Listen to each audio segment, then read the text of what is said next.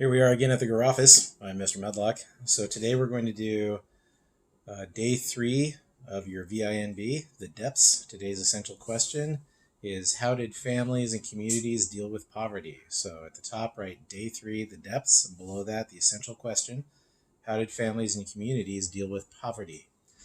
So the main idea is the depths. Put that in the middle and have these 3 points radiating out from it, or outline form as you like. Community, Dust Bowl, and getting by. So for the first one, community, because Hoover did not believe in handouts, what he called handouts, what today we would call social programs, entitlements, welfare, things like that, the government didn't do much for people at all. But we are community animals, so we do tend to band together in times of crisis. I think you're seeing that now. One of the proudest moments of my life is seeing that my mom is sewing endless amounts of homemade surgical masks for nursing homes. I guess nursing homes are having a hard time getting masks, so my mom went to Joann Fabrics and she's just sewn up tens and tens and tens of them. Right, so people band together during times of crisis, and the Great Depression was no different. So communities would start soup kitchens and churches would start soup kitchens. So communities being your local city council or counties, your local municipalities, they would organize and people would bring whatever they had and they would make soup and they would generally bake bread and they would generally serve coffee, and churches would do the same thing. And from what I've read, it seems pretty common that soup kitchens serve 2 meals a day, usually 500 to 600 calories.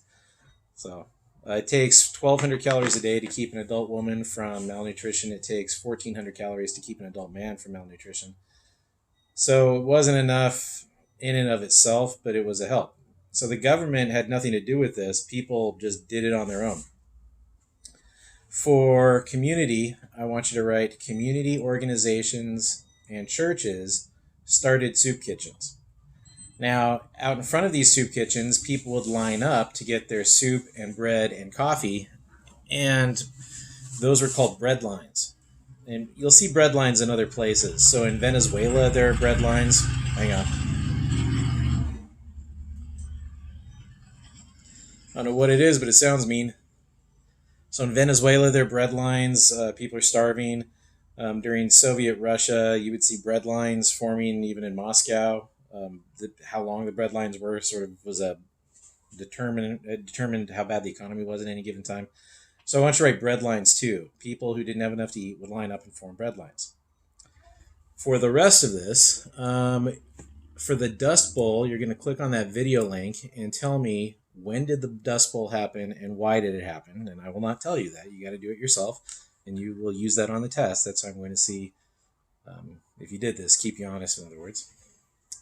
And then after that, you're going to read a section out of our textbook, and it talks about how people got by.